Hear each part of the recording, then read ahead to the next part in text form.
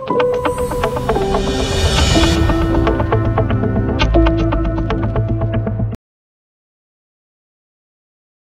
Bitcoin இவ்வளோ சூப்பராக work ஆகுது. அண்டர்லைனில் என்ன டெக்னாலஜி யூஸ் பண்ணுது, ஓகே அது பிளாக் செயின் டெக்னாலஜி யூஸ் பண்ணுது.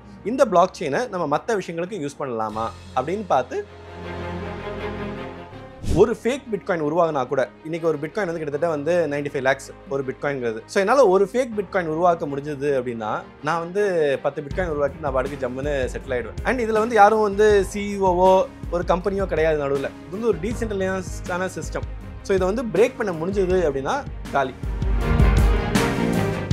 ஆனால் பிட்காயினை 15 வருஷத்தில் யாராலையும் பிரேக் பண்ண முடியல. அதனால தான் அதோட வேல்யூ ஏறிட்டே போகுது. என்னைக்கு அது வந்து பிரேக் பண்ண முடியுதோ அதோட வேல்யூ ஜீரோ ஆகிடும். இந்த ரிஸ்க் இருந்துகிட்டே தான் இருக்குது. இப்போ குவாண்டம் கம்ப்யூட்டிங் புதுசாக டெக்னாலஜி வரப்போ maybe bitcoin model can get broken அப்படிங்கிற ஒரு ரிஸ்க் இருக்க தான் செய்யுது. அதுவுமே வந்து பிட்காயின் நம்ம டெக்னாலஜியை இம்ப்ரூவ் பண்ணி அவாய்ட் பண்ணிட முடியும். பட் இது வரைக்கும் நடக்கலை. ஸோ நிறைய பேர் வந்து பண்ணணும் அப்படின்னு டிசைட் பண்ணிடுறாங்க தவிர தெரிஞ்சுக்கிட்டு பண்ணணும் அப்படிங்கிற ஒரு விஷயம் வந்து பண்ணவே மாட்டுறாங்க. ஸோ எனக்கு பிடிச்ச இந்த திருக்குறள் இருக்குது, அஞ்சுவது அஞ்சாமை பேதமை, அஞ்சுவது அஞ்சல் அறிவார் தொழில்னு. எதுக்கு பயப்படணும் எதுக்கு பயப்படக்கூடாதுங்கிறது தெரிகிறதே வந்து ரொம்ப முக்கியமான விஷயம். இப்போ பிட்காயினை நிறைய பேர் பயப்பட செய்கிறாங்க. எண்ணி துணுங்க கருமம் அப்படிங்கிற மாதிரி வாங்கணும்னு டிசைட் பண்ணிங்க, நல்லா ரிசர்ச் பண்ணிட்டு வாங்குங்க. பதட்டப்பட்டு விற்காதீங்க, பதட்டப்பட்டு வாங்கவும் செய்யாதீங்க. Don't start with small cap, large cap பார்த்து இன்வெஸ்ட் பண்ணுங்க. ப்ளூ சிப் ஸ்டாக்ஸில் இன்வெஸ்ட் பண்ணுங்க அப்படின்னு சொல்லுவோம். ஏன் சொல்லுவோம் அப்படின்னா நீங்கள் ஒரு HDFC பேங்க்லையோ ஒரு இன்ஃபோசிஸ்லையோ இன்வெஸ்ட் பண்ணீங்கன்னா பெருசாக தப்பாக போக சான்ஸ் இல்லை. ஆதன் பிசினஸ் நேயர்களுக்கு வணக்கம். நம்ம நிகழ்ச்சியில தொடர்ச்சியா இன்வெஸ்ட்மெண்ட் பத்தின நிறைய விஷயங்களை பார்த்துட்டு வரோம். அந்த வகையில இன்னைக்கு நிகழ்ச்சியில வந்து நம்ம கிரிப்டோ கரன்சிஸ் பிட்காயின் பத்தி பேச போறோம்.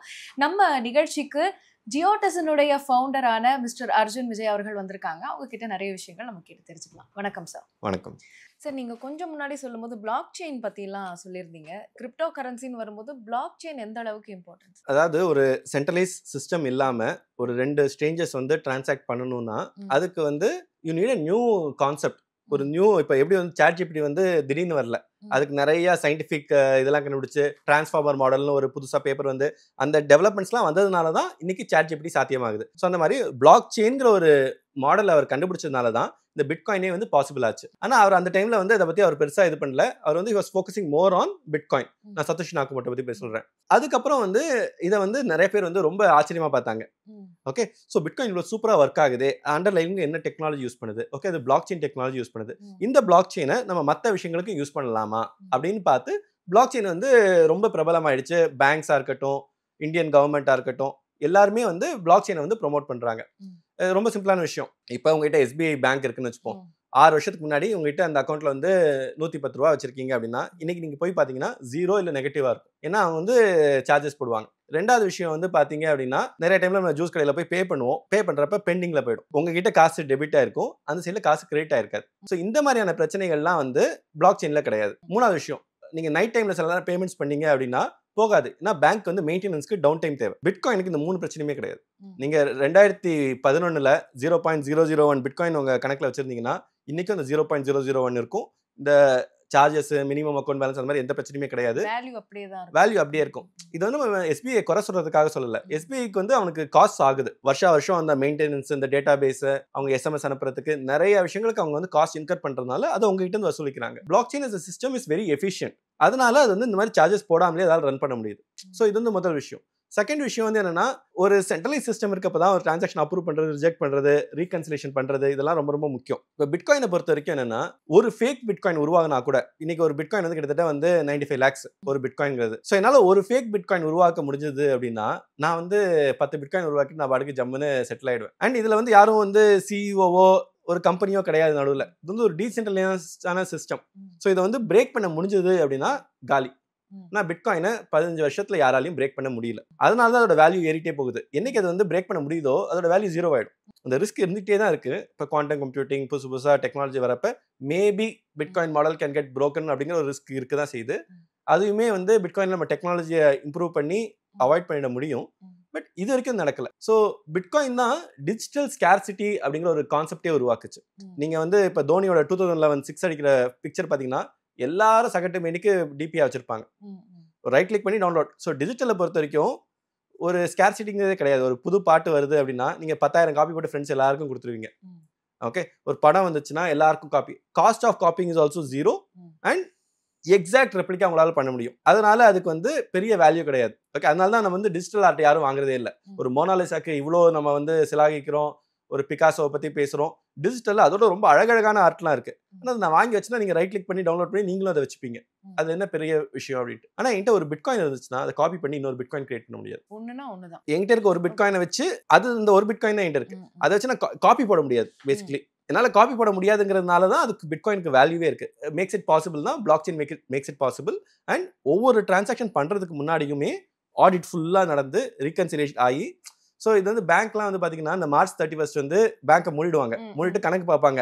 அவங்க 1000 கோடி அமிச்சாங்க, இவங்க 2000 கோடி வந்துச்சு போச்சு, எல்லாம் கணக்கெல்லாம் சரியா இருக்கான்ட்டு. பிட்காயின்ல ஒவ்வொரு 10 நிமிஷத்துக்கு ஒரு வாட்டி இந்த சரிபார்ப்பு நடக்கும். ஏன்னா தனியா தேர்ட் பார்ட்டி வந்து ஆடிட் பண்ற மாதிரியான சிஸ்டம் கிடையாது. இந்த சிஸ்டமே வந்து it should audit it self. So இந்த சிறப்பம்சம்லாம் இருக்கிறதுனால தான் வந்து இந்த விஷயத்த நம்ம ஷேர் மார்க்கெட்டா இருக்கட்டும், இந்தியன் ருப்பிக்கா இருக்கட்டும். ஸோ இந்தியன் ருப்பிக்கு இந்த கொஞ்சம் கான்செப்ட்ஸ் எடுத்துட்டு போறது தான் வந்து CBDC, central bank digital currency அப்படின்னு சொல்றோம். This is the power of blockchain. ரொம்ப சிம்பிளா சொல்லணும்னா சார், இப்போ ஃப்ரெஷர்ஸ்லாம் வந்து இல்ல பிகினர்ஸ்லாம் வந்து நான் கிரிப்டோ கரன்சி இல்ல பிட்காயின் வாங்கணும் இல்ல இன்வெஸ்ட் பண்ணணும் அப்படின்றாங்கன்னா அது எந்த அளவுக்கு அவங்களுக்கு சேஃபா இருக்கும், இல்ல அதுக்கு வரதுக்கு முன்னாடி என்னென்னலாம் அவங்க தெரிஞ்சுட்டு வரணும்? இது வந்து நீங்க செகண்ட் கேட்ட கொஸ்டின் ரொம்ப ரொம்ப முக்கியம். ஸோ நிறைய பேர் வந்து பண்ணணும் அப்படின்னு டிசைட் பண்ணிடுறாங்க தவிர தெரிஞ்சுக்கிட்டு பண்ணணும் அப்படிங்கிற ஒரு விஷயம் வந்து பண்ணவே மாட்டாங்க. ஸோ எனக்கு பிடிச்ச இந்த திருக்குறள் இருக்கு, அஞ்சுவது அஞ்சாமை பேதமை, அஞ்சுவது அஞ்சல் அறிவார் தொழில்னு. எதுக்கு பயப்படணும் எதுக்கு பயப்படக்கூடாதுங்கிறது தெரியறதே வந்து ரொம்ப முக்கியமான விஷயம். இப்போ பிட்காயினா நிறைய பேர் பயப்பட செய்யறாங்க. ஸோ அதுவுமே பிரச்சனை. நீங்க தெரிஞ்சுக்கிட்டு பிட்காயின்ல இது வந்து இப்படிதான் ஒர்க் ஆகுது, எனக்கு இந்த விஷயம் பிடிக்கல அதனால பிட்காயின் வேணாம் சொல்றது ஓகே. பிட்காயின் கேட்டாலே எனக்கு வந்து ஸ்கேம் மாதிரி தெரியுது அப்படின்னு ஒதுக்குறது ஒரு டைப்பு. இன்னொரு டைப்பு, ஆஹா பிட்காயின் ரொம்ப அருமையா இருக்குது, அதை பத்தி தெரிஞ்சுக்காம நான் பாட்டுக்கு உள்ள போறேன் அப்படிங்கிறதும் தப்பு. ஓகே, ரெண்டு சைடுமே மிஸ்டேக். ஸோ இப்போ யூசர்ஸ் வந்து ஒரு பிட்காயின் பிடிச்சிருக்கு உள்ள வரணும்னு நினைக்கிறாங்கன்னா ஃபர்ஸ்ட் புரிஞ்சிக்க வேண்டிய விஷயங்கள் இது பிட்காயினுக்காக மட்டும் இல்லை, ஃபினான்ஸ்ல ரொம்ப பேசிக்கான விஷயம் வந்து என்னன்னா, நீங்க இந்த ஃபிக்ஸட் டெபாசிட் போட்டீங்கன்னா ஒரு 7-8% வரும். கவர்மெண்ட் பாண்ட்ஸ்ல போட்டீங்கன்னாலும் கிட்டத்தட்ட 8-9% மேக்ஸிமம் வரும். அதுக்கு மேல உங்களுக்கு 1% இன்ட்ரெஸ்ட் சம்பாதிக்கணும்னாலும் நீங்க ரிஸ்க் எடுத்தே ஆகணும். இதுதான் ஃபினான்ஸோட ஃபண்டமெண்டல் பிரின்சிபல். நீங்க 10% வருஷத்துக்கு நான் சொல்றேன், மாசத்துக்கு நான் சொல்ல, வருஷத்துக்கு நீங்க 1 லட்ச ரூபா போட்டு 10,000 ரூபாய் சம்பாதிக்கணும் அப்படின்னா அதுல ரிஸ்க் இருந்தே தீரும். யாரெல்லாம் வந்து உங்களுக்கு கேரண்டீடா மாசம் 2%, மாசம் 2% 24%, மாசம் 1.5%, 10% கேரண்டி பண்ணாலே அவங்க ஏதோ ஸ்கேம் பண்றாங்கன்னு தான் அர்த்தம். எந்தெந்த அசட்ஸ்லாம் 20%, 30% ரிட்டர்ன்ஸ் கொடுக்கறதுக்கான வாய்ப்புகள் இருக்கோ, தட் மீன்ஸ் டவுன் சைடு ரிஸ்க்கும் அதிகமா இருக்குன்னு அர்த்தம். எப்ப அதுல ரிஸ்க் கம்மியாகுதோ அப்ப வந்து அதோட ரிட்டர்ன்ஸ் கொடுக்குற தன்மையும் வந்து கம்மியாயிடும். இப்போ நீங்க ஸ்மால் கேப்லாம் பாத்தீங்கன்னா 50%, 60% ரிட்டர்ன்ஸ்லாம் சில வருஷம் கொடுக்கும், சில வருஷம்லாம் 40% டிராப் ஆகும். ஸோ ப்ராஃபிட் மட்டுமே கொடுக்கக்கூடிய ஒரு விஷயம் வந்து உங்களுக்கு ஒரு 9%, 8% தான் ரிட்டர்ன்ஸ் கொடுக்கும். மேலேயும் போகலாம் கீழேயும் போகலாம் அப்படிங்கிறப்ப தான் உங்களால மேல சம்பாதிக்க முடியும். ஸோ பிட்காயின்ல ரிஸ்க் இல்லைன்னு கிடையாது, இதுல ரிஸ்க் ரொம்ப அதிகமாவே இருக்கு. ஏன்னா இது வந்து ஒரு புது டெக்னாலஜி. உலகத்துக்கு வந்து ஒரு 15 வருஷம் தான் ஆகுது, கொஞ்சம் கொஞ்சமா வந்து அடாப்ஷன் வருது and it is growing very fast. ஒரு 30 வருஷம் கழிச்சு இது வந்து இல்ல ரிஸ்கே கிடையாது, இந்த டெக்னாலஜி எல்லாருமே அடாப்ட் பண்ணிட்டாங்க அப்படின்னா அப்ப வந்து இந்த மாதிரியான உங்களுக்கு ப்ராஃபிட் கிடைக்கிறதுக்கான வாய்ப்பு கிடையாது. ரிஸ்க்கும் 0 ஆயிடுச்சு. ஆனா அந்த பீரியட்ல அது ஃபெயில் ஆயிடுச்சுன்னா it can also go to 0. இந்த விஷயங்களை புரிஞ்சுக்கிட்டு உள்ள வரணும். ஸோ ஃபர்ஸ்ட் ரூல், நீங்க எவ்வளவு காசை தொலைக்கிறதுக்கான அந்த அப்பிடைட் இருக்கோ அந்த அளவுக்கு மட்டும் இன்வெஸ்ட் பண்ணுங்க. This is a very high risk investment, right? Second விஷயம், நீங்க 1 லட்ச ரூபாய் இன்வெஸ்ட் பண்ணணும்னு நினைச்சாலும் ஃபர்ஸ்ட் 1 லட்ச ரூபாய் இன்வெஸ்ட் பண்ணாதீங்க. ஒரு 1000 ரூபாய் 2000 ரூபாய் போட்டு நீங்க ஆக்சுவலா 100 ரூபாயில கூட இன்வெஸ்ட்மெண்ட் ஸ்டார்ட் பண்ணலாம். போட்டு கத்துக்கோங்க. ஓகே, 100 ரூபாய் போட்டு வாங்கினேன், ஒரு வாரம் போச்சு, எனக்கு வேலை இப்படி போகுது, இப்படி கீழே போகுது, அதுக்கப்புறம் ஒரு 5000 ரூபாய் போடுறேன். ஒரு ஸ்டாகர்டா நீங்க வந்து இன்வெஸ்ட் பண்ணீங்க அப்படின்னா நீங்க ஃபர்ஸ்ட் பண்ற இன்வெஸ்ட்மெண்ட்டுக்கும் 10ஆவதா பண்ற இன்வெஸ்ட்மெண்ட்டுக்கு நடுவுல நீங்க நிறைய விஷயம் கத்துட்டு இருப்பீங்க.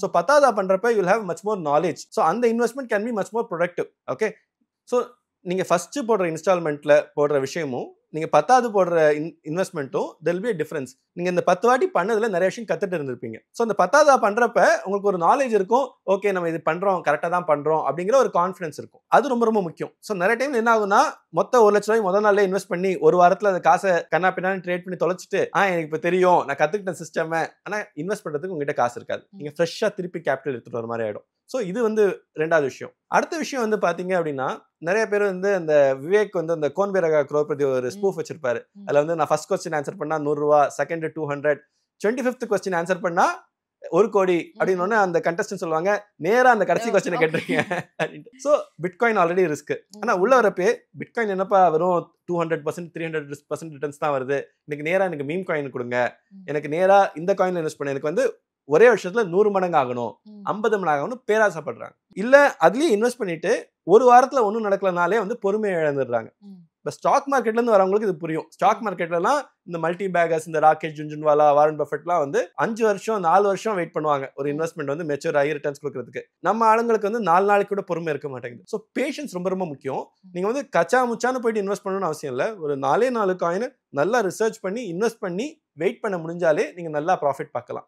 ஸோ இது ஸ்டாக் மார்க்கெட்டுக்கும் இது பொருந்தும். ஸ்டாக் மார்க்கெட் என்ன சொல்றாங்கன்னா, ட்ரேட் பண்ணீங்கன்னா 90% of the people are losing money. இதுதான் செபி ரிலீஸ் பண்ண ரிப்போர்ட். ஏன்னா ட்ரேடிங்ல என்னன்னா, நான் விற்கிறேன், நீங்க வாங்குறீங்க அப்படின்னா, விற்கிறவங்க கீழே போகும்னு நினைச்சு விற்கிறாங்க, வாங்குறவங்க மேலே போகும்னு நினைச்சு வாங்குறாங்க. யாராவது ஒருத்தர் தான் கரெக்டா இருக்க முடியும் இந்த ஷார்ட் டேர்ம்ல. So it's a zero sum game. So அப்படி இருக்கப்ப உங்க கவுண்டர் பார்ட்டி ஜென்ரலா என்ன இருக்கும்னா, ஸ்டாக் மார்க்கெட்ல you are trading against hedge fund, ஒரு மியூச்சுவல் ஃபண்ட். அவங்க எல்லாம் 100 அனலிஸ்ட்டை போட்டு ஃபுல் மார்க்கெட்டையும் படிச்சு ஒரு ஐஏஎம்ல இருந்து ஒரு 50 பேர் ரெக்ரூட் பண்ணி ரிசர்ச் பண்ணி ட்ரேட் பண்றாங்க. ஸோ அவங்க விற்கிறாங்க, அப்ப நீங்க வாங்குறீங்க அப்படின்னா most likely they are right. நம்ம கிட்ட அந்த ரிசோர்சஸ் கிடையாது. ஸோ ட்ரேட் பண்றப்ப இந்த ரிஸ்க் இருக்கு. நீங்க வாங்கி போட்டுட்டு கம்முன்னு இருந்தீங்கன்னா மார்க்கெட் மேல போறப்ப எல்லாருமே லாபம் பார்க்கலாம். Right. So investment is not a zero sum game. Everyone. So பிட்காயினை பார்த்தீங்கன்னா இப்போ உச்சத்துல இருக்கு. ஓகே, இந்த பிரைஸ் இது வரைக்கும் வந்ததே கிடையாது. ஸோ கடந்த 15 வருஷத்துல பிட்காயின் நீங்க எப்ப தொட்டிருந்தாலும் லாபத்துல இருக்கணும். ஆனா அப்படி இல்லை நிறைய பேர். ஏன்னா நிறைய பேர் மேலே போறப்ப வாங்குவாங்க, கீழே போறப்ப பயந்துட்டு திருப்பி வித்துருவாங்க. ஸோ திருப்பி மேலே போறப்ப வாங்குவாங்க. So that is a very bad thing. So நீங்க எண்ணி துணுங்க கருமம் அப்படிங்கிற மாதிரி வாங்கணும்னு டிசைட் பண்ணீங்க, நல்லா ரிசர்ச் பண்ணிட்டு வாங்குங்க. பதட்டப்பட்டு விற்காதீங்க, பதட்டப்பட்டு வாங்கவும் செய்யாதீங்க. டைம் எடுத்துக்கோங்க. ஏன்னா பிட்காயின் 100 வருஷத்துக்கு இருக்க போகுது. நீங்க இன்னைக்கே வாங்கணும்னு அவசியம் இல்லை, அடுத்த மாசமே வாங்கணும்னு அவசியம் இல்லை. பொறுமையா புரிஞ்சுக்கிட்டு வாங்கினீங்க அப்படின்னா, இப்ப தங்கமும் அதே மாதிரிதான். நீங்க கடந்த நிறைய பேர் இருந்ததுனா விலை ஏறி போச்சு வாங்காம விட்டோமே நினைச்சிருப்பாங்க, கீழே இருந்தப்ப வாங்கிருக்கலாமே நினைச்சிருப்பாங்க. ஆனா நீங்க எப்ப தங்கம் வாங்கினாலும் இப்ப நீங்க லாபத்துல இருப்பீங்க. டசன்ட் மேட்டர் 2020 உச்சத்துல இருந்தப்ப வாங்கணும் இல்ல, அந்த மாதிரி பிரச்சனையே கிடையாது. ஸோ அதனால புரிஞ்சுக்கிட்டு வாங்கினீங்கனாலே பிரச்சனை கிடையாது. ஓகே, கண்டிப்பா சார். இப்போ ஒரு நல்ல கிரிப்டோ கரன்சியை எப்படி சூஸ் பண்றது? ஏன்னா பிட்காயின் பத்தி நீங்க இப்பதான் ஃபுல்லா சொன்னீங்க, எலாபரேட்டா சொன்னீங்க. இப்போ அதே தான் ஒரு கிரிப்டோ கரன்சியை சூஸ் பண்றதுலயும் இருக்கும் இல்லையா? ஒரு பிகினரா வராங்க, ஒரு நல்ல கிரிப்டோ கரன்சி சூஸ் பண்ணணும்னா அதுக்கு என்னென்ன கிரைட்டீரியாஸ் இருக்கு? ஸோ நான் என்னோட நாலேஜ்லாம் நான் என்ன பண்ணேன்னா, இது 10-15 இயர்ஸ் ஆஃப் எக்ஸிஸ்டன்ஸ் தான் கிரிப்டோ இருக்கு. அண்ட் பிட்காயின் தவிர மற்ற கிரிப்டோ கரன்சி எடுத்தீங்கன்னா 10 வருஷம் தான். ஸோ நம்ம இதுல கத்துக்கிறத விட ஸ்டாக் மார்க்கெட்ல கத்துக்கிட்ட விஷயங்களை இங்க அப்ளை பண்றது பெஸ்ட். ஸோ ஒரு புது ஸ்டாக் மார்க்கெட் இன்வெஸ்டராக இருந்தால் நம்ம என்ன சொல்லுவோம்? Don't start with small cap, large cap பற்றி பார்த்து இன்வெஸ்ட் பண்ணுங்க, ப்ளூ சிப் ஸ்டாக்ஸ்ல இன்வெஸ்ட் பண்ணுங்க அப்படின்னு சொல்லுவோம். ஏன் சொல்லுவோம் அப்படின்னா, நீங்கள் ஒரு HDFC பேங்க்லயோ ஒரு இன்ஃபோசிஸ்லயோ இன்வெஸ்ட் பண்ணீங்கன்னா பெருசா தப்பா போக சான்ஸ் இல்ல. ஸ்டேபிளான கம்பெனிஸ், அது ஒரு லாங் ரன்ல நமக்கு சேஃபாவும் இருக்கும். ஒரு கோவிட் மாதிரி ஒரு விஷயம் வந்தா இந்த கம்பெனிலாம் இழுத்து மூடாது. அவன்கிட்ட ரிசர்வ்ஸ் இருக்கு, அவன்கிட்ட கஸ்டமர் பேஸ் இருக்கு, எந்த பிரச்சனையும் வராது. கோர்ஸ் ரிஸ்க் இல்லன்னு இல்ல. இப்ப நோக்கியா மாதிரி கம்பெனிலாம் மூடிட்டு போயிருக்காங்க. ஆனா compare to smaller company this is slightly safer. So crypto உலகத்துல பாத்தீங்க அப்படின்னா மொத்த மார்க்கெட் கேப்ல 60% ஜஸ்ட் பிட்காயின். ஸோ நான் என்ன சொல்லுவேன்னா, 60% நீங்க இல்ல 50% வெறும் பிட்காயின்ல முதலீடு பண்ணுங்க. திருப்பி மக்கள் கேட்பாங்க, ஆல்ரெடி 95 lakhs இருக்கு, என்னால எப்படி இன்வெஸ்ட் பண்ண முடியும்? நீங்க தங்கம் யாரும் 1 கிலோ வாங்குறது இல்ல. தங்கமும் கிட்டத்தட்ட 90 lakhs இருக்கு 1 கிலோ. நீங்க போயிட்டு 1 கிலோ வாங்குறீங்க, 1 கிராம் வாங்குறீங்க, 1000 ரூபாய்க்கு வாங்குறீங்க, 10,000 ரூபாய். அதே மாதிரி 0.0000001 பிட்காயின் கூட நீங்க வாங்கலாம். தகரம் 1 கிலோ 10 ரூபாய்க்கு கிடைக்குதுன்னு சொல்லிட்டு 10 கிலோ வாங்கி வைக்கிறது இல்ல. இன்வெஸ்ட் பண்ணணும்னு டிசைட் பண்ணா கோல்டு இன்வெஸ்ட் பண்றோம். இங்கேயும் அதே தான். நீங்க பிட்காயினோட விலையை பார்க்காதீங்க. ஓகே, நீங்க 1000 ரூபாய் இன்வெஸ்ட் பண்ணணும்னா இன்வெஸ்ட் பண்ண முடியும். So that is the next thing. So invest பண்ணணும்னு டிசைட் பண்றதுல ஒரு 50-60% பிட்காயின்ல பண்ணுங்க. நெக்ஸ்ட் ஒரு 30-40% top 10 coins by market cap. இது எல்லாமே ப்ளூ சிப். ஸோ நீங்க இன்னொரு கொஸ்டின் கேட்டீங்க, எப்படி நல்ல காயின் அப்படின்னு சொல்றது அப்படின்ட்டு. ஸோ நான் ஏற்கனவே சொன்னதுதான், ஒரு காயினை டெய்லி யூஸ் பண்றாங்க, இந்த நெட்வொர்க் ஏதோ ஒரு விஷயத்துக்கு யூஸ் ஆகுது அப்படின்னா அது ஃபண்டமெண்டல்ஸ் இருக்குன்னு அர்த்தம். கிரிப்டோல 2 விஷயம் சொல்லுவாங்க. ஒன்று ஃபண்டமெண்டல்ஸ், இன்னொன்று நரேட்டிவ். நரேட்டிவ்ங்கிறது என்னன்னா, இப்போ ஸ்டாக் மார்க்கெட்ல புரிஞ்சுக்கணும் அப்படின்னா இப்போ சண்டை போயிட்டு இருக்குது. இப்போ நீங்க இந்த ஸ்டாக் மார்க்கெட் வாட்ஸ்அப் குரூப்ஸ்லாம் பாத்தீங்கன்னா டிஃபென்ஸ் ஸ்டாக்ஸ்ல இன்வெஸ்ட் பண்ணுங்க, பண்ணுங்க. கோவிட் டைம்ல ஃபார்மா ஸ்டாக்ஸ், இந்த மருந்து தயாரிக்க கம்பெனில இன்வெஸ்ட் பண்ணுங்க, அதுதான் இதுவா இருக்கும். ஸோ அது மாறிட்டே இருக்கும் எவ்ரி 2 இயர்ஸ். கிரிப்டோக்குள்ள எவ்ரி 2 வீக்ஸ் மாறிட்டே இருக்கும். நரேட்டிவ் நீங்க பிடிக்கணும் அப்படின்னா நீங்க ஸ்ட்ராங்கா மார்க்கெட்டை ஃபாலோ பண்ணணும், மற்றவங்க பண்றதுக்கு முன்னாடியே நீங்க இன்வெஸ்ட் பண்ணணும். ஃபண்டமெண்டல்ஸ்லாம் இப்போ ஐடிசியை வாங்குற மாதிரி லாங் டேர்ம்ல நல்லா இருக்கும். இப்போ கூகுள் மெட்டா வாங்குற மாதிரி லாங் டேர்ம்ல உங்களுக்கு தெரியுது, வாங்கிட்டு போயிட்டே இருக்கலாம்ல. அதே மாதிரி தான் இங்கேயும். ஸோ நீங்கள் சின்ன சின்ன காயின்ஸ்குள்ளே போகிறப்ப நீங்கள் நிறையா ஸ்டடி பண்ணணும், நிறையா வாட்ச் பண்ணணும். அப்படி இல்லை அப்படின்னா உங்களுக்கு அந்த அளவுக்கு டைம் இல்லை, ஒரு வாரத்துக்கு ஒரு 1 or 2 hours ஸ்பெண்ட் பண்ண முடியும்னா ஃபண்டமெண்டல் ஸ்ட்ராங்காக இருக்க காயினாக பாருங்க. ஃபண்டமெண்டல்ஸ்னால் என்ன அப்படின்னா ஒரு காயின் வந்து யூஸ் ஆகணும். இப்போ டிஃபைன்னு ஒரு விஷயம் இருக்கு. நம்ம உலகத்தில் எப்படி பேங்க்ஸ், ஈக்விட்டி அந்த மாதிரி எல்லாம் இருக்கோ, இப்போ எங்களை மாதிரி ஒரு எக்ஸ்சேஞ்ச்லாம் இருக்குதோ அதே மாதிரி இங்கேயுமே வந்து இருக்கு. அது பேர் நம்ம டீசென்ட்ரலைஸ் ஃபினான்ஸ் சொல்றோம். இப்போ அதுல வந்து எவ்வளவு காசு இருக்குதோ, HDFC பேங்க் ஏன் பெரிய பேங்க், அவன்கிட்ட நிறைய காசு இருக்குது. ஸோ இங்க இருக்க ஒரு ப்ரோட்டோகால்ல காசு நிறைய இருந்துச்சுன்னா தட்ஸ் குட் ஃபண்டமெண்டல்ஸ். இதை வந்து நம்ம TVL அப்படின்னு நம்ம சொல்றோம். இப்போ யூனிஸ்வாப்ங்கிறது ஒரு டீசென்ட்ரலைஸ் எக்ஸ்சேஞ்ச். எக்ஸ்சேஞ்ச்னா என்ன பண்ணணும், ஒரு காயினை கொடுத்து இன்னொரு காயின் வாங்குறது. ஸோ அதுல வந்து யார் இருக்குல்ல அதிகமாக வால்யூம் பண்றாங்க பாத்தீங்கன்னா அது ஒரு ஃபண்டமெண்டல்ஸ். ஸோ இந்த மாதிரி ஃபண்டமெண்டல்ஸ் இருக்கு. கிரிப்டோல ஃபண்டமெண்டல்ஸ் இல்லைன்னு கிடையாது. பட் இப்போ மீம் காயின்ஸ்னா ஃபண்டமெண்டல்ஸே இல்லாத விஷயங்கள் தான் மீம் காயின். சும்மா ஜாலிக்காக கிரியேட் பண்ணது தான் மீம் காயின். ஸோ யார் வேணா வந்து காயினை கிரியேட் பண்ணலாம். இப்போ ட்ரம்பே வந்து லான்ச் பண்ணியிருக்காரு. அதுக்கு ஃபண்டமெண்டல்ஸே இருக்காது. சும்மா ட்ரெண்ட் ஆகுதா, இந்த ட்ரெண்ட்ல வாங்கலாமா இல்லையாங்கிறது மாதிரி தான். இப்போ நானே ஒரு கேள்வி அது சம்பந்தமா தான் நம்ம பிட்காயின் பேசுறோம், எரித்ரியம் பேசுறோம், மீம் காயின்ஸ் பேசுறோம். ஸோ இதுக்கான டிஃபரன்ஸ் என்ன நானே கேட்க வந்து நீங்களே சொல்லிட்டீங்க. ஆக்சுவலி இது நீங்க கொஞ்சம் முன்னாடி கூட சொல்லியிருந்தீங்க, எதுவாக இருந்தாலும் நான் ஸ்ட்ரெயிட்டா இதுல இன்வெஸ்ட் பண்ணிக்கிறேன், இந்த மீம் காயின்ஸ்ல இன்வெஸ்ட் பண்றதை பத்தியும் நீங்க சொல்லியிருந்தீங்க. ஸோ இந்த பிட்காயின், எரித்ரியம், இந்த மீம் காயின், இந்த டாஜ் காயின்லாம் சொல்லுவாங்களா, அதை பத்தி சொல்லுங்க. ஒரு ஃபன் ஃபேக்ட் வந்து என்னன்னா, இந்தியாலே அதிகமா மக்கள் வந்து முதலீடு பண்றது எதுலன்னு பாத்தீங்கன்னா பிட்காயின்ல கிடையாது, ஷீபா இனு அப்படிங்கிற ஒரு மீம் காயின்ல தான்.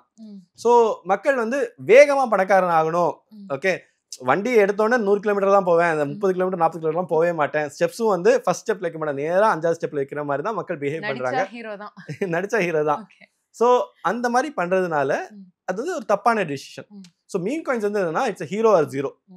ஒரு நீங்க 100 ரூபா போட்டீங்கன்னா உங்களுக்கு வந்து 10 லட்சம் ஷீபா இனு கிடைக்கும். மக்களுடைய கனவுல என்னன்னா ஒரு ஷீபா இனு வந்து 1 ரூபாய்க்கு போச்சுன்னா நம்ம போட்ட 100 ரூபா நான் வந்து 1 கோடி ரூபா எனக்கு கிடைச்சிருவான். அது போறதுக்கு வாய்ப்பே கிடையாது. அது இன்னொரு விஷயம். ஆனா மக்களுக்கு இந்த ட்ரீம்ஸ் இருக்கு. ஆனா ஏன் போகும், எதுக்கு போகும்னா ஒருவேளை போயிடுச்சுன்னா அப்படிதான் நினைக்கிறேங்க தவிர அது போறதுக்கான சாத்தியக்கூறு என்ன, அது என்ன ஃபண்டமெண்டல்ஸ் இருக்கு அப்படிங்கறத எதிர்பார்க்கறதே இல்லை. ஸோ நிறைய பேர் இப்பெல்லாம் வந்து படிக்கிற ஹேபிட்டே கிடையாது, ரிசர்ச் பண்ற ஹேபிட்டே கிடையாது. யூடியூப்ல ஒரு இன்ஃப்ளூயன்சர் சொன்னாங்கிறதுக்காக வாங்குறாங்க. அது ஏன் வாங்கணும்னு அவங்களுக்கு தெரியாது. அவர் சொன்னாரு வாங்கணும். இந்த மாதிரி இருக்கிறதுனால நிறைய பேர் மிஸ்டேக்ஸ் பண்றாங்க. ஸோ மீம் காயின்ஸ் பொறுத்த வரைக்கும் நீங்க ஒரு 5% இன்வெஸ்ட் பண்ணலாம். நீங்க 100 ரூபா இன்வெஸ்ட் பண்றீங்க அப்படின்னா அதுல 50 ரூபா வந்து பிட்காயின்ல போடுங்க, 40 ரூபா வந்து எத்திரியம், சொலானா, அதுக்கப்புறம் ஹைப்பர் லிக்விட், இந்த மாதிரியான நல்ல இப்போ செயின் லிங்க், அதுக்கப்புறம் ஆவே, யூனிஸ்வாப், இந்த மாதிரி ஃபண்டமெண்டல் ஸ்ட்ராங்கா இருக்க ப்ராஜெக்ட்ஸ் இருக்கு. இப்போ ஏஐ மாதிரியான காயின்ஸ் வேணும்னா உங்களுக்கு டாவ் அப்படிங்கிற ஒரு காயின்லாம் இருக்கு, TAO. இதை விட்டுட்டு அதுக்கப்புறம் ஒரு 5 ரூபா மிச்சம் இருக்குல்ல, அதுல நீங்க வந்து ரிஸ்க் எடுக்கலாம். சும்மா யூ பிளே அரவுண்ட். உங்களுக்கு கத்துக்கிறதும் வந்து பண்ணாதான் நீங்க கத்துப்பீங்க. அதுல நீங்க கொஞ்சம் மீம் காயின்ஸ் இன்வெஸ்ட் பண்ணி பார்க்கலாம். ஆனா மீம் காயின்ஸ் வந்து 10 மடங்கு போகலாம், பட் 90% ட்ராப்பும் ஆகலாம். There is no fundamentals. So அது வந்து நீங்க கேர்ஃபுல்லா பார்த்து பண்ணணும். மீம் காயின்ஸ்லாம் ஒன்றும் இல்லை, ஒரு ஜாலிக்காக ஃபன்னுக்காக கிரியேட் பண்ண காயின். ஆமா. சோ இலான் மஸ்க் வந்து அடிக்கடி டோஜ் பத்தி பேசி டோஜ் வந்து ரொம்ப ஃபேமஸ் ஆயிடுச்சு. அவர் வந்து இலான் மஸ்க் பாத்தீங்கன்னா ட்விட்டர்லயே வந்து ஒரு ஜாலியான ஒரு சத்யராஜ் கவுண்டமணி மாதிரியான ஆளு. சும்மா எல்லாரும் வம்பிழுத்துட்டு இருப்பாரு. ஃபினான்ஷியல் சிஸ்டமே வம்பிழுக்கிறதுக்காக ஒரு மீம் காயின் பத்தி அதிகமா பேசுவாரு, டோஜ் காயின்லாம் பத்தி. சோ அதனால நிறைய பேர் வந்து பிட்காயின் பத்தி கேள்விப்படுறதுக்கு முன்னாடியே வந்து டோஜ் பத்தி கேள்விப்பட ஆரம்பிச்சிட்டாங்க. நிறைய பேர் அதை வாங்க ஆரம்பிச்சோன்னு சடார்னு பிரைஸ் மேல போயிடுச்சு. ஓகே, சோ அதனால வந்து இன்னும் நிறைய பேர் வாங்கினாங்க. அதுக்கப்புறம் இப்ப கீழே போயிடுச்சு. கிட்டத்தட்ட எல்லா மீம் காயின்ஸுமே ஒரு 50% கீழே தான் இருக்குது, ஜனவரி பிரைஸ்க்கும் இப்ப இருக்க பிரைஸ்க்குமே. ஆனா திருப்பி ஒரு மேலையும் போகலாம். சோ இது சல்லுன்னு மேலையும் போகும், கீழேயும் போகும். High risk.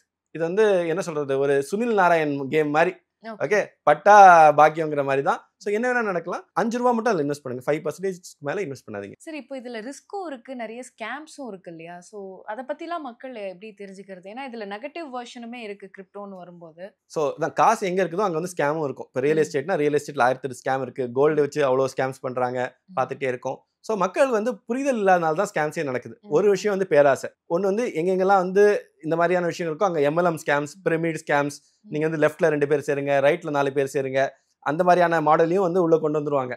பாரு, பிட்காயின் 1 ரூபாயிலேருந்து 1 கோடி ரூபாய்க்கு போயிடுச்சு, நான் வந்து இந்த காயின் 10 பைசாக்கு தரேன், 1 ரூபாய்க்கு போனால் கூட 10 மடங்கு லாபம். இந்த மாதிரியான விஷயங்கள் எல்லாம் வந்து இந்த மளிகை கடை வச்சிருக்கவங்க, மெடிக்கல் ஷாப் ரன் பண்றவங்க, இந்த மாதிரியான பேருக்கெல்லாம் வந்து இதான் விஷயம் தெரியாதவங்க கிட்ட இதை வந்து செல் பண்றாங்க. கவர்மெண்ட் ஆஃபீஸ்ல ஒர்க் பண்றவங்க அண்ட் சம்டைம்ஸ் படிச்சவங்களே வந்து இதுல போய் விழுறாங்க. போலீஸ் அதிகாரிகளே வந்து இதுல போய் மாட்டிக்கிறாங்க இந்த MLM ஸ்கேம்ஸ்ல எல்லாம். இப்ப கூட ரீசெண்டா வந்து ஒரு ஸ்கேம் நடந்தது. அதுல வந்து பெரிய பெரிய நடிகைகள்லாம் வந்து மார்க்கெட்டிங் பண்ணியிருந்தாங்க அப்படிங்கறத பார்த்தோம். ஃபர்ஸ்ட் விஷயம் வந்து என்னன்னா, நடுவுல வந்து ஒருத்தர் சொன்னாரு அப்படிங்கிறதுக்காக எதுவுமே வாங்கக்கூடாது.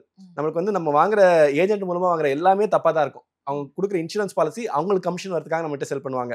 நம்மள ஒரு காயின் அவங்க சஜஸ்ட் பண்றாங்கன்னா மேபி அவங்களுக்கு கமிஷன் வரதுக்காக அவங்க வந்து இது பண்ணலாம். ஏன்னா MLMல இருக்காங்க 2 பேர் சேர்த்து விட்டு அவங்களுக்கு காசு வருதுன்ட்டு. இந்தியாக்கான பிட்காயின், இந்தியாக்கான எத்திரியம் அந்த மாதிரிலாம் பார்க்கவே பார்க்காதீங்க. இப்போ இந்தியாக்கான வாட்ஸ்அப்லாம் கிடையாது. உலகம் ஃபுல்லா வாட்ஸ்அப் தான் யூஸ் பண்றாங்க, உலகம் ஃபுல்லா ஃபேஸ்புக் தான் யூஸ் பண்றாங்க. கிரிப்டோவும் வந்து இட்ஸ் பார்டர்லெஸ், ரைட்?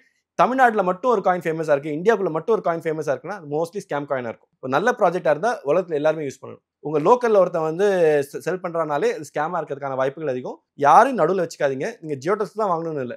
இந்தியாவில் FIUல ரெஜிஸ்டர் ஆன 28 எக்ஸ்சேஞ்சஸ் இருக்கு. அதுல நீங்க எதுல வேணா போய் வாங்கலாம். நீங்களே டைரக்டா வாங்குங்க.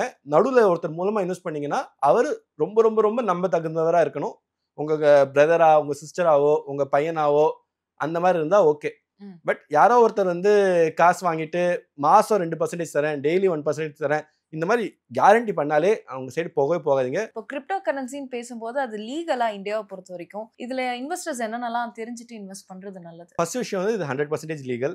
நாங்க வந்து 8 வருஷமா இதுல கம்பெனி ரன் பண்ணிட்டு இருக்கோம். இது வந்து இன்னும் ரெகுலேட் ஆகல, இட்ஸ் அன்ரெகுலேட்டட். ஓகே, ஒரு டிஜிட்டல் கோல்டே வந்து அன்ரெகுலேட்டட் தான். இப்போ நம்ம டிஜிட்டல் கோல்டு, தங்கமயில் இதெல்லாம் நம்ம இன்வெஸ்ட் பண்றோம்ல, இது எல்லாமே வந்து அன்ரெகுலேட்டட் அசெட்ஸ். அன்ரெகுலேட்டட்னா என்னன்னா எப்படி பண்ணணும் அதுக்கான வரைமுறைகள் கவர்மெண்ட் வந்து இன்னும் ஃபுல் ஃபிளெஜ்டா கொண்டு வரல. சில இதுக்கு கொண்டு வர தேவையும் இல்லை. இப்போ ஊபர், ஓலா, ராபிடோ அது எதுக்குமே வந்து இது வரைக்கும் நம்ம வந்து ப்ராப்பரான பாலிசி கொண்டு வரல. அதுவுமே அன்ரெகுலேட்டட் தான். கவர்மெண்ட் வந்து இப்போ இதுல மணி சம்பந்தப்பட்டிருக்கிறதுனால இல்ல டெக்னாலஜி சம்பந்தப்பட்டிருக்கிறதுனால கொஞ்சம் டைம் எடுத்துக்கிறாங்க. they will bring regulations. Regulation அப்புறம் இது வந்து ரெகுலேட்டட் ஆகும். ஆனா அதுக்கு முன்னாடி இந்த மணி லாண்டரிங், இந்த பிளாக் மணி, இந்த டாக்ஸ் விஷயம் இதெல்லாம் இருக்கிறதுனால FI கீழே கொண்டு வந்துட்டாங்க. இப்போ நாங்கெல்லாம் வந்து டாப் 3 எக்ஸ்சேஞ்சஸ் FIUல ரெஜிஸ்டர் பண்ணதுல. FIUங்கிறது வந்து இந்த மாதிரியான விஷயங்கள் எல்லாம் பார்க்குற பாடி. ஸோ நீங்க இன்வெஸ்ட் பண்றதா இருந்தா FIU ரெஜிஸ்டர்ட் என்டிட்டிஸ்ல மட்டும் இன்வெஸ்ட் பண்ணுங்க. பேர் தெரியாத கம்பெனிஸ்ல இன்வெஸ்ட் பண்ணாதீங்க. இன்டர்நேஷனல் எக்ஸ்சேஞ்சஸ் போகலாம், ஆனா அதுல வந்து 2-3 பிரச்சனை இருக்கு. அவங்க வந்து இந்தியாக்கான ரூல்ஸ்ல அவங்க வந்து கம்ப்ளைண்டா இருக்கிறது இல்ல.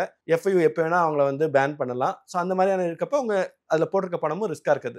லாஸ்ட் வந்து என்னன்னா உங்க கிரிப்டோவை நீங்களே சொந்தமா ஸ்டோர் பண்ணி வச்சுக்க முடியும். பிட்காயினை வந்து நான் வந்து எக்ஸ்சேஞ்சில் எல்லாம் வைக்கணும்னு அவசியமே கிடையாது. நீங்களே ஸ்டோர் பண்ணி வச்சுக்கலாம். ஓகே, உங்க எக்ஸ்சேஞ்ச் அலோவ் பண்ணணும், அது அவங்களோட கடமை. ரெண்டாவது விஷயம் வந்து என்னன்னா நீங்க கத்துக்கணும் எப்படி நம்ம வந்து சேஃபா ஸ்டோர் பண்றது, நம்ம திருடு போகாம எப்படி ஸ்டோர் பண்ணுங்கிறத கத்துக்கணும். அதை கத்துக்கிட்டு நீங்களே சொந்தமா ஸ்டோர் பண்ணி வச்சுட்டீங்கன்னா ரொம்ப ரொம்ப சேஃப். நான் திரும்ப அதை ரீஐட்ரேட் பண்றேன். ஒருத்தங்க வந்து ப்ராமிஸ் பண்றாங்க இது இப்ப 10 ரூபா 2 ரூபாய்க்கு போயிடும் அப்படின்னு ப்ராமிஸ் பண்ணாங்கனாலே அவங்க கிட்ட இருந்து ஓடிடுங்க. ஸ்டாக் மார்க்கெட் சந்தை அபாயங்களுக்கு உட்பட்டது, கிரிப்டோ சந்தை அபாயங்களுக்கு உட்பட்டது. பிட்காயின் மேல எனக்கு அதீத நம்பிக்கை இருக்கு. அது மேல நம்பிக்கை இருக்கிறதுனால நாங்கள் 8 வருஷத்துக்கு முன்னாடி கம்பெனி ஆரம்பிச்சோம். ஆனா அதுக்குன்னு நான் வந்து இந்த வருஷத்துல இந்த பிரைஸ் போகணும் என்னால கேரண்டி பண்ண முடியாது. போகலாம்னு வேணா சொல்லலாம், அனலைஸ் பண்ணலாம், கன்ஃபார்ம் பண்ண முடியாது. ஓகே, யாரெல்லாம் கன்ஃபார்ம் பண்றாங்களோ அவங்க ஏதோ ஒரு விதத்துல ஸ்கேம் பண்றாங்கன்னு அர்த்தம், உங்களை மேனிபுலேட் பண்றாங்கன்னு அர்த்தம். அவங்களே டோக்கன் லான்ச் பண்ணி அவங்களே ஒரு பிரைஸ் ஃபிக்ஸ் பண்றாங்கன்னா அவங்க மேனிபுலேட் பண்றாங்கன்னு அர்த்தம். நீங்க வந்து அதான் சொல்றேன், நீங்க எக்ஸ்சேஞ்சில் வந்து வாங்குனீங்கன்னா இட்ஸ் மச் சேஃபர். ஏன்னா எக்ஸ்சேஞ்ச் சில ரெஸ்ட்ரிக்ஷன்ஸ்க்கு அப்புறம் தான் வந்து காயினே லிஸ்ட் பண்றாங்க. டைரக்டா வாங்குனீங்கன்னு வச்சுக்கோங்க, இன்னொன்னு சொல்லுவாங்க 6 மாசம் விற்க முடியாது, 1 வருஷம் விற்க முடியாது, 1 வருஷம் கழிச்சு தான் விற்கணும்னு. ப்ராபபிலி 1 வருஷத்துல அவங்க ஓடிடலாம்னு பிளான் பண்ணிருப்பாங்க. அதுக்காக தான் வந்து விற்க முடியாம வச்சிருக்காங்க. உங்களோட பொருள் நீங்க காசு கொடுத்துட்டீங்கன்னா அது எப்ப வேணா விற்கிறதுக்கு உங்களுக்கு உரிமை இருக்கு. இதெல்லாம் பண்ண முடியாதுன்னு சொல்றாங்கன்னா அதுவும் ஸ்கேமா இருக்கலாம். கேர்ஃபுல்லா இருங்க. கண்டிப்பா சார். இவ்வளவு நேரம் வந்து பிட்காயின் பத்தி மட்டும் இல்லாம பிட்காயினோட இன் அண்ட் அவுட், அதே மாதிரி கிரிப்டோ கரன்சின்னு சொல்லிட்டு நிறைய விஷயங்கள் ரொம்ப டீடைலா இன்டெப்தா வந்து பேசியிருக்கீங்க. Thank you so much for coming. நேயர்களே, கண்டிப்பா இன்னைக்கு இந்த நிகழ்ச்சி உங்களுக்கு ரொம்பவே பயனுள்ளதா இருக்கும்னு நம்புறேன். மறுபடியும் வேற ஒரு நிகழ்ச்சியில சந்திக்கலாம். நன்றி, வணக்கம்.